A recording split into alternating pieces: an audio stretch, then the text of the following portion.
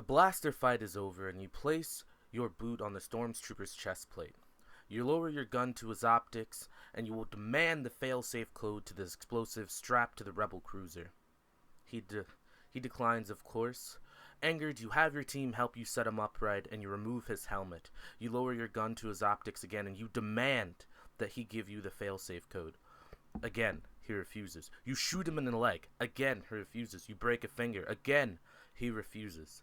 A few fingers and nails later, he spews forth a stream of numbers and begs you to stop. Pleased, you put him out of his misery and you race to the explosives to put in the failsafe code. You have just enough time left to realize he gave you a false code. Hello everyone, welcome to Out of Character. I'm your host, the Faulty GM, and today I want to talk to you about torture. Now, torture and the use of torture has been highly debated and a controversial subject for a very long time. And I want you guys to understand that most of this, if not all of this, is just my opinion on the subject. And I hope you guys can accept it as such. And as always, if you guys want to discuss, or if you disagree with me and you want to discuss it further, please leave a comment in the section below. I would love to talk to you. But so we are clear, when I say I want to talk about torture, I'm not actually talking about the morality behind using torture. That's a discussion for another day. No, what I'm talking about is the misconception I see a lot of people have about the purpose of using torture, like why people use torture typically. I've seen this misconception used a lot in fiction, movies, TV shows, and a lot with PCs of tabletop RPG games, which is why I'm talking about it today. So tell me if this sounds familiar. Your party is strapped for time and you capture one of the enemy right before, right as the battle ends, but before you go on to the big mission or something like that, and you torture them. One of you guys tortures them into talking. Right? Maybe you ask questions like, where is your base? How many are there? Where is the princess? How big is the dragon? Random questions like that. So the misconception here is simple. Torture was almost never used to gain truthful intelligence. And when it was, it almost never worked. And if you give me just a little bit of your time, I think I can prove it to you. So the first bit of evidence that can be found is pretty much the definition of torture itself. The definition of the dictionary defines torture as the action of practicing or inflicting severe pain on someone as a punishment, or to force them to say something, or for the pleasure of the person inflicting the pain. Now, the definition itself pretty much gives you three different uses of torture, right? So you have pleasure, forceful acts or admissions, and punishment. So for the sake of this video though, I'm not going to go into using torture for punishment or for pleasure, as unless you're some kind of evil or demented character, you have absolutely no reason to be using torture as punishment or pleasure. And I personally have never actually seen that. I'm sure some of you have probably come across it, but I've never seen it, so I'm not going to talk about it in this video. So yeah, I'm going to solely focus on forcing someone to say or do something. So I think a lot of people would agree that forcing someone to say or do something definitely includes telling the truth, right? But it's not just me that disagrees with that notion. Napoleon once wrote in a letter in 1798, the barbarous customs of having men beaten who are suspected of having important secrets to reveal must be abolished. It has always been recognized that this way of interrogating men by putting them to torture produces nothing worthwhile. The poor wretches say anything that comes to their mind and what they think the interrogator wishes to know. So, for a more modern example, in April of 2014, the U.S. released the CIA documents regarding their detention and interrogation program. In a New Science article written by Michael Bond, in December of the same year, Bond wrote, not once between late 2001 and early 2009 did the CIA's use of torture result in the intelligence that helped to foil a terrorist plot. The math is kind of simple, but I'll say it anyway. That's 8 years. That's a long time for torture to yield zero results. And these are professionals who tortured people over a course of time, right? To probably still torture those people today, to still gain zero results is ridiculous, right? So, if they can't produce any kind of helpful information, then how can a player gain information with the use of torture over minutes, half an hour, an hour? Even if a player spent an entire day, how would they gain useful information when the CIA couldn't gain any information and not in 8 years? But that's just, my opinion on the matter, right? So, in truth, I find that there are 3 things that happen when you torture somebody.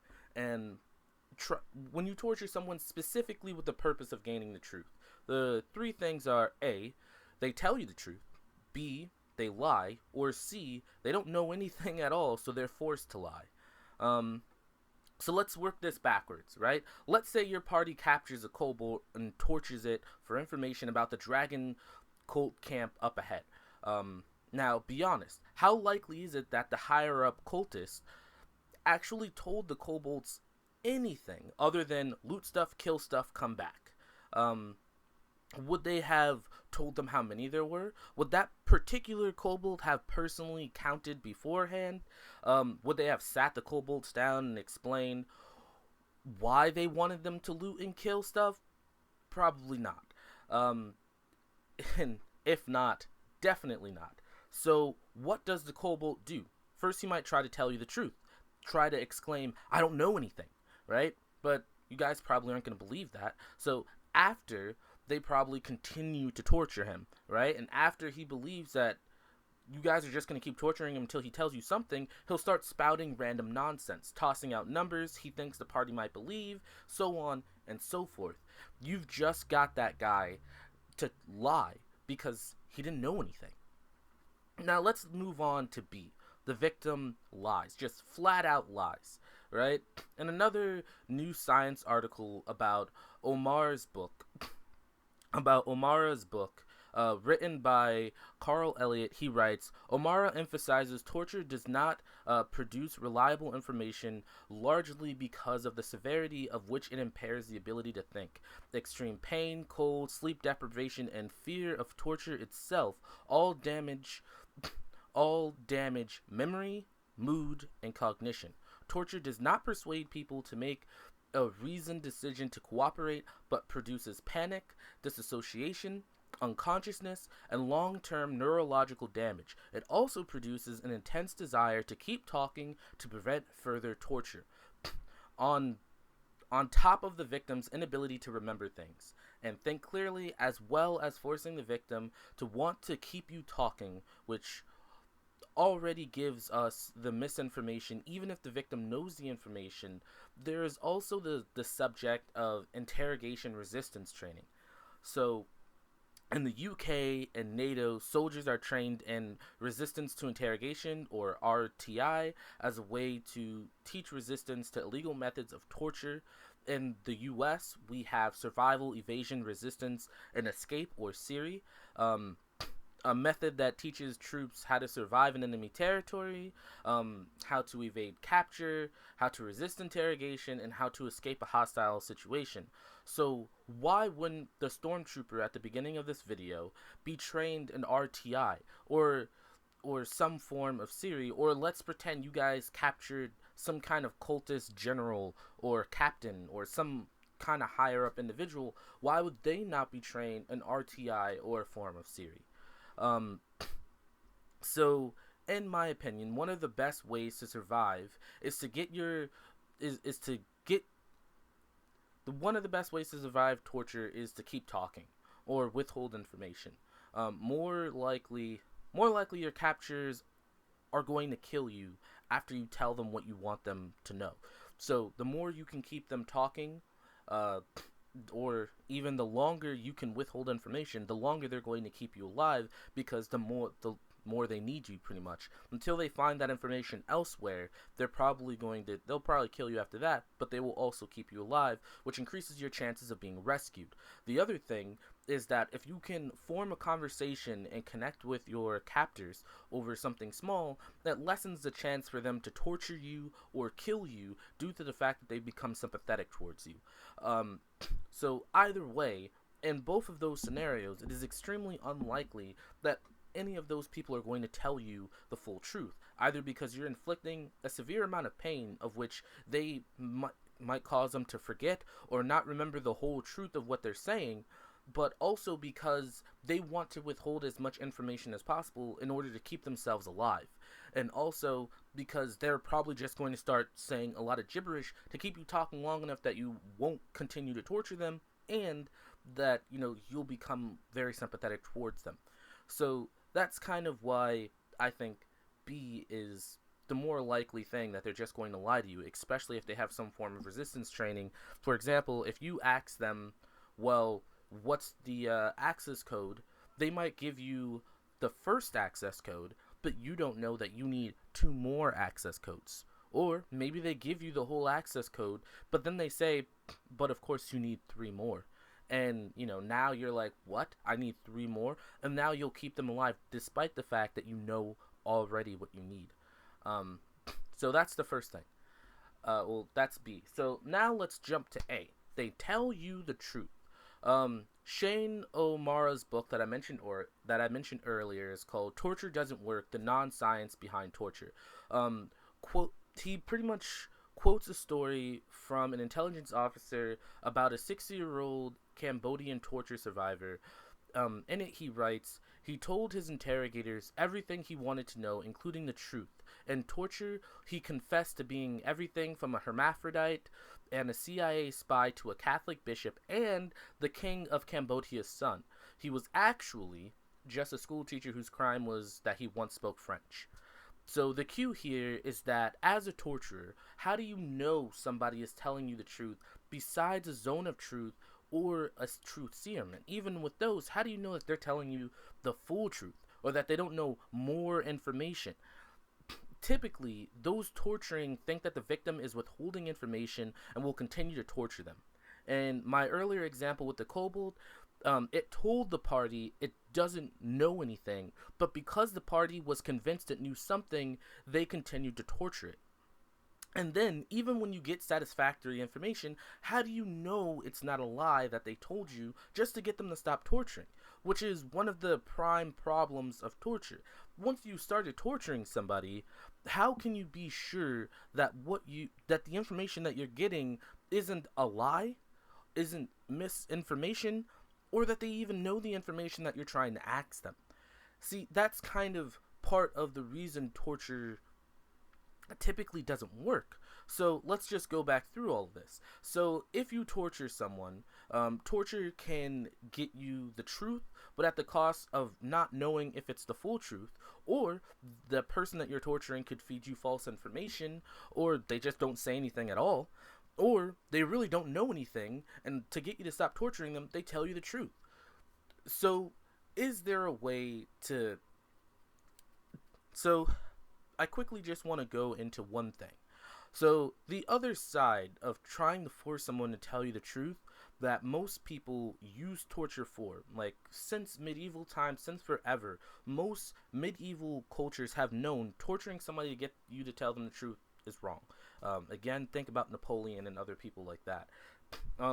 They typically use torture to force someone to say something, not the truth, but to force someone. For example, this is the best way to describe what they would do.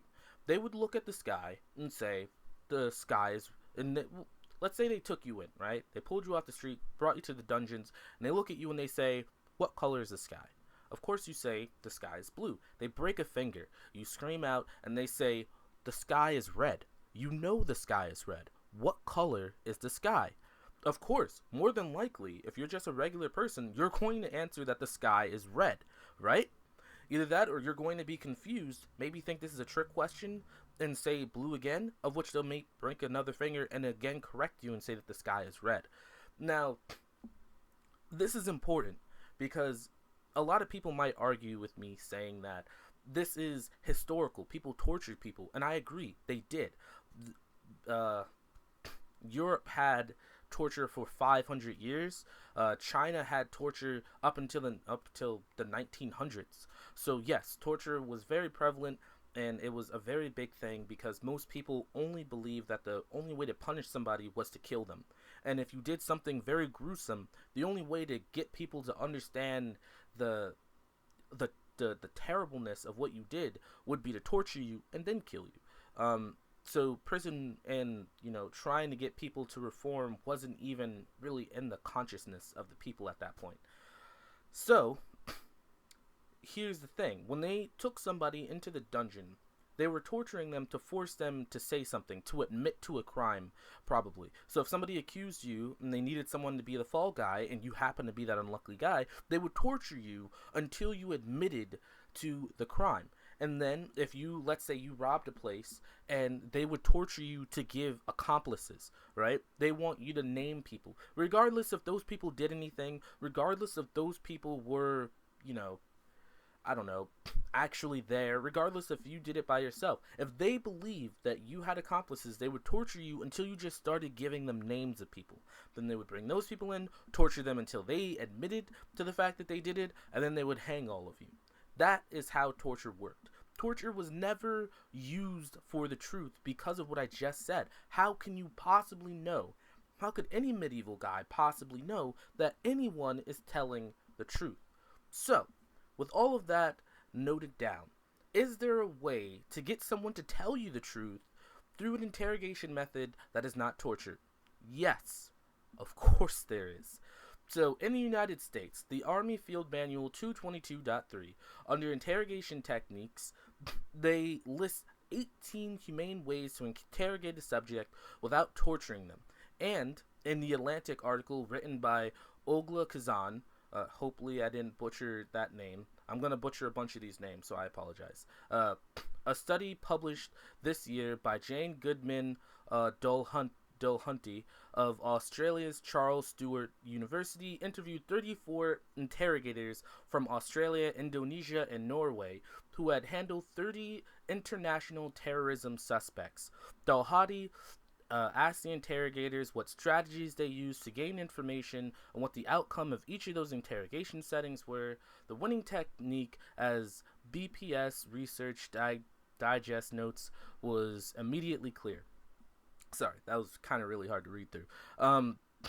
Disclosure was 4 times more likely to occur early in the interrogation with a report building approach when a report building approach was used. Confessions were 4 times more likely when interrogators struck a neutral and respectful stance. Rates of detainee disclosure were also higher when they were interrogated in comfortable physical settings. Unless you are forcing someone to say something that isn't the truth, or you want them to do something against their will, torture should never be used to get the truth out of an enemy because it's extremely unlikely to work. And hopefully, I've proven that to you. But that's just my opinion. But I am curious. Have you ever been in a group that has used torture on an enemy? And what are your thoughts on torture in RPGs? Post your thoughts and stories down below, and let's discuss. I'd love to hear what you guys think. And yeah, that's it, guys. I hope you enjoyed and took something from this video. If not, I hope it was at least entertaining to watch. All the links and articles that I've talked about or referenced and wikis that I've used are going to be in the description below if you want to look deeper into this thing. And if you have any topics you would like me to cover in the future, post it in the comment section below, and I will try to get to it. Thanks everyone for your support. See ya.